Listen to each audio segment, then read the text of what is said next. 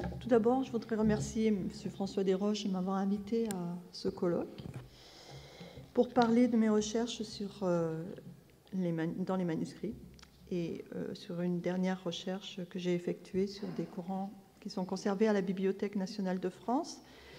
J'en profite pour remercier ma collègue de la Bibliothèque nationale qui se trouve dans l'assistance pour justement son assistance dans le cadre de ces analyses.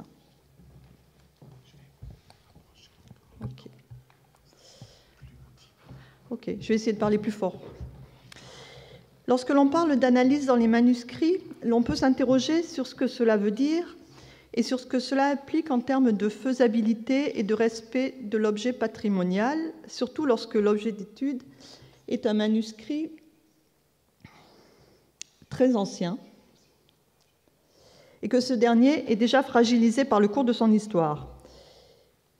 La réflexion tiendra au questionnement sur l'objet, aux avancées technologiques du moment et à l'adaptation possible du matériel. Que peut-on dire des matériaux ayant servi au décor et à la couleur au sein d'un ouvrage? Que peut-on dire sur l'écrit? Qu'en est-il ensuite entre deux ouvrages qui semblent proches? C'est selon ces considérations que les analyses que je vais vous présenter ont été développées au laboratoire du CNRS dans lequel j'exerce par mon prédécesseur Bernard Guinaud, ce dernier m'ayant en quelque sorte transmis le relais lorsque pour lui l'heure de la retraite a sonné. Je travaille à ce jour en toute conformité avec l'idée de préservation de l'intégrité des ouvrages, avec des appareils adaptés pour l'analyse sur site. L'observation fine est primordiale et l'on ne peut se passer d'une loupe binoculaire de bonne qualité. Cela permet de mieux percevoir les états de surface. Ici, cette rosette qui avait un point central de décoration et qui a sauté, et sur lequel on voit bien la couche sous-jacente. Ici, une couche bleue qui a disparu, dont il reste quelques traces. Ici, des points de vocalisation qui, hélas, ont attiré les fibres des intercalaires qui se trouvaient à proximité.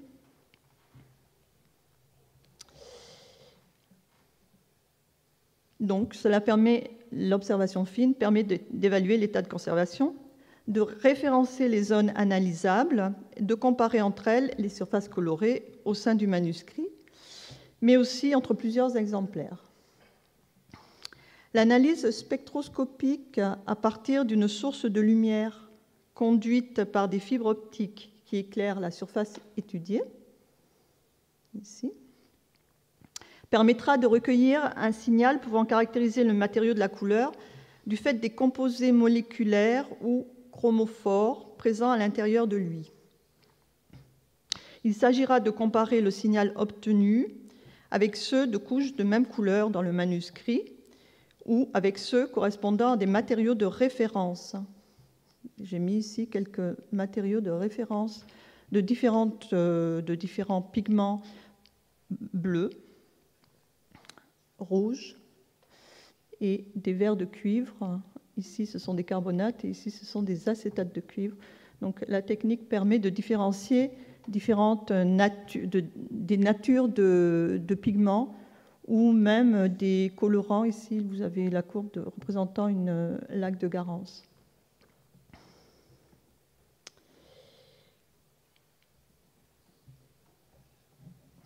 L'analyse spectrale par fluorescence X, dont on vous a parlé précédemment, permettra la connaissance des éléments constitutifs de la surface de couleur, de la surface métallique ou de celle de l'encre.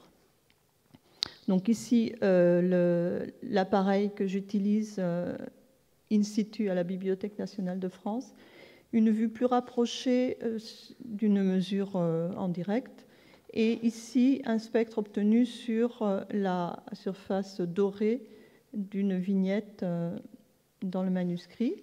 Et comme vous l'avez vu précédemment, on fait un spectre sur le parchemin pour bien différencier les éléments qui se trouvent dans le parchemin et les éléments qui se trouvent dans la couche dorée.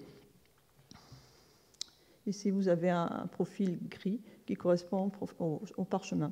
Et tout le reste veut dire tous les éléments qui sont présents ici au travers de raies de fluorescence, c'est l'or et quelques traces d'argent et de terres rares.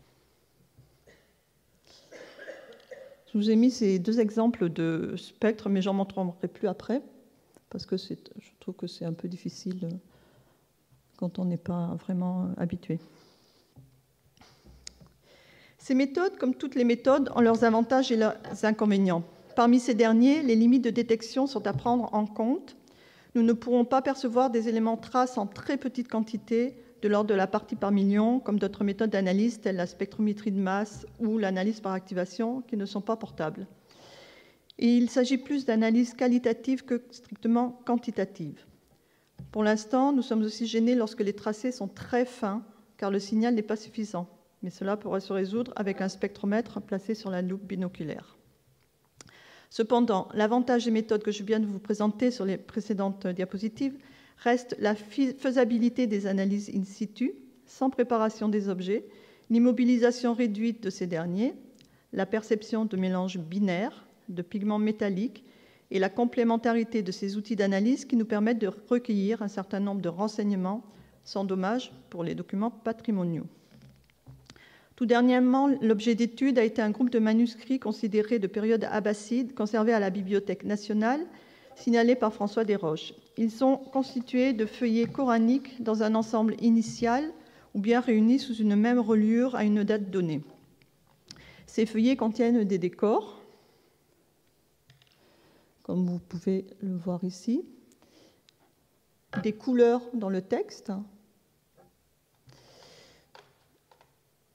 ici, et tous les points de vocalisation. Ici, on a aussi des points dorés. Des encres brunes, plus ou moins foncées, comme vous pouvez le voir, entre ce feuillet et celui-là. Et ces manuscrits sont recensés sur cette liste. Les analyses que j'ai effectuées sont récentes et pour l'instant, l'exploitation n'est réalisée que sur une partie de cette liste. Alors, voilà, donc j'ai signalé les manuscrits qui, pour l'instant, étaient dans l'étude était quasi terminée. Je dois signaler que pendant ces analyses, j'ai eu un petit souci avec un des appareillages et je n'ai pas pu faire tout le programme. C'est pour ça que je ne pourrai pas vous présenter tous les résultats.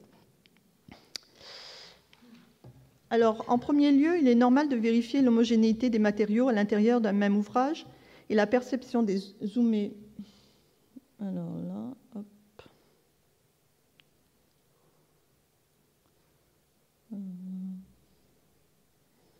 Bon. Et la perception zoomée des surfaces et leur comparaison participent à la vérification de cette homogénéité entre les feuillets d'un même manuscrit. Suite à cet examen, nous pouvons définir la palette de couleurs représentée en différenciant la palette employée pour le texte de celle employée pour les décors, c'est-à-dire les pages tapis, les vignettes de marge ou bien insérées dans le texte. Et nous considérons à part les rosettes quand elles existent. Puis, nous comparons.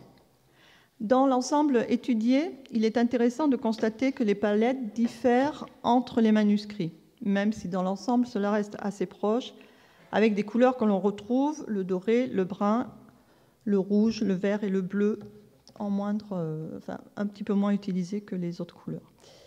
Les palettes texte et décor pour un manuscrit donné diffèrent également. Souvent, la plus riche est celle qui concerne les décors, même si ce n'est pas le cas dans ce tableau où, pour Arabe 358b, nous constatons l'inverse. La couleur de l'encre est également à prendre en compte. Pour les manuscrits cités, elle se situe dans un classement de couleur brun à brun noir. Enfin, le résultat des analyses spectrales, sur lesquelles je reviendrai, vient apporter des éléments supplémentaires pour abonder ou pas dans le sens de la perception visuelle. Afin de vous permettre de mieux appréhender cette recherche, je vous propose de regarder de près l'Arabe 353A.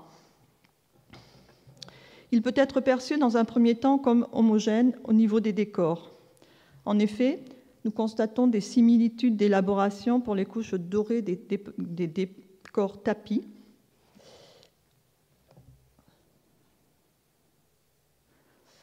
bandeaux, vignettes. L'ordre de passage des couches est le suivant: l'encre en esquisse, puis le doré sur une base pâle pouvant être une colle, puis la couleur, puis l'encre en finition. Au niveau des matériaux employés, les analyses spectrales confirment les similitudes. Pour les ors, dans ce manuscrit A353, arabe 353, qui contiennent des traces d'argent et de terres rares. Si nous considérons les résultats d'analyse, les rouges des tapis et bandeaux seraient constitués d'une matière organique que nous n'avons pas pour l'instant identifiée.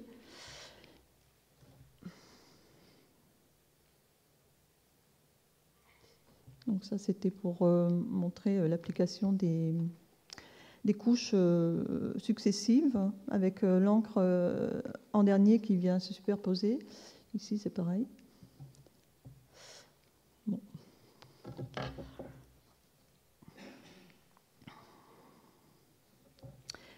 Les verres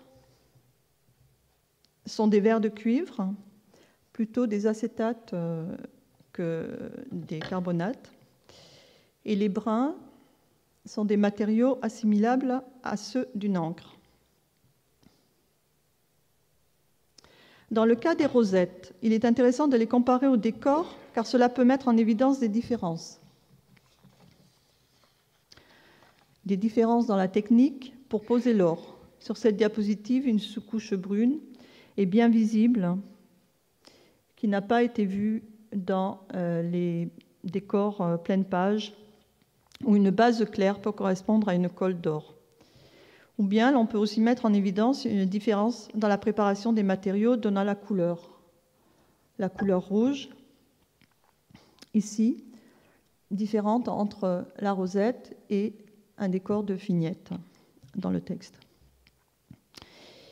Car si les analyses ne peuvent différencier la nature des colorants dans ce cas, l'aspect visuel laisse présager une préparation différente. Et en fonction de ces résultats, nous pouvons avancer que les décors et les rosettes n'ont pas été installés par la même main et que cela peut se faire à distance plus ou moins longue de l'installation des décors. Si nous regardons de près le texte, nous pouvons constater des états de surface différents selon la charge du calame. Ici, vous avez une encre plutôt très claire, une encre brun moyen et une encre très foncée.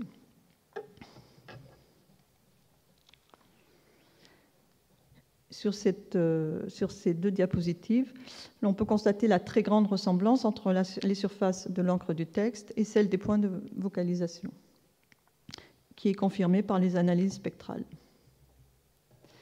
Nous pouvons constater des états de surface pour les points rouges de vocalisation différents, bien que ces différences n'apparaissent pas d'après les pigments mis en évidence par les analyses spectrales. Nous constatons un aspect métallique visible pour certains points rouges, qui sont constitués des mêmes pigments que pour ce point. C'est-à-dire, ils sont composés d'un vermillon de mercure et d'un rouge de plomb. Donc, ces différences marquent un comportement qui ne s'est pas fait de la même façon de la couche colorée au cours du temps. Sur la dernière vue de cette diapositive, une appréciation d'un ordre dans la position des différents éléments où un point rouge a été posé sur l'encre après qu'une rosette y ait été placée est possible. Ou bien en regardant de près ce point vert de vocalisation du texte et la trace laissée par celui qui se trouve situé au centre de la rosette, on peut se demander si ces points n'auraient pas une concordance temporelle. Pour résumer, après cette revue dans l'arabe 353, il n'est pas aisé d'y voir clair. À partir des analyses, nous pouvons constater qu'il n'y a pas de point bleu dans le texte. Les matériaux des points rouges du texte diffèrent de ceux des décors, puisque c'est pas très lisible, mais dans le décor, le matériau rouge est un matériau organique à partir d'un colorant que nous n'avons pas identifié. Et les points rouges de vocalisation sont une association de rouge de mercure et rouge de plomb. Vermillon de mercure et rouge de plomb, qu'on appelait aussi minium. Quand la nature des pigments ou des colorants ne diffère pas, cela ne veut pas obligatoirement dire que les couches colorées sont semblables. Elles peuvent n'avoir été préparées de la même façon, n'avoir pas été préparées de la même façon, mettant en cela en avant des différences de technique et donc de main probables. Le temps a laissé son empreinte dans le manuscrit et l'on y constate souvent le noircissement des surfaces pour les points verts de vocalisation qui deviennent des points noirs, et parfois aux endroits où l'encre de finition passe sur les couches colorées. Ici, ici, ici, ici. À quoi attribuer cela? Une réaction au cours du temps entre les couches, un échauffement accidentel, les deux, nous ne le savons pas. Ainsi, chaque manuscrit étudié est passé à la loupe et va se révéler. Dans le cas de Arabe 358, il s'agira en outre du fait que le feuillet 21V se démarque avec ses 8 lignes au lieu de 6 et son encre différence. Avec, pour les encres, si je remets la diapositive précédente,